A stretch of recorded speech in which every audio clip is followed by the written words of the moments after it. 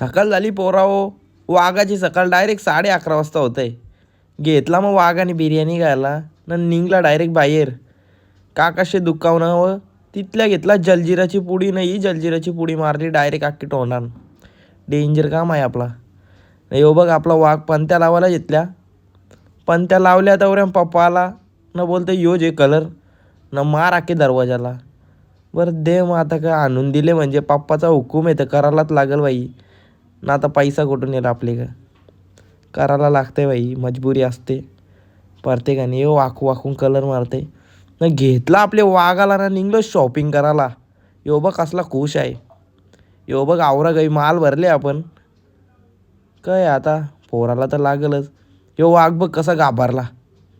व तर गाडी काय गेली आपली. अरे आहे बाजूलाच आहे. निघलो काकाशी बरोबर वडापाव घाला. परत आलो ना परत बिर्याणी दाबली. कावाचा बाई दाबून. यो बघ आपला वाघ स्नॅप काढासाठी कधी मेहनत करते. ही घेतलं पटाकरं ना आई पक्की पिसारले. बोलतोय तू हातान फेकतो म्हणून तुला पप्पा पैसे नाही देत बोलतं.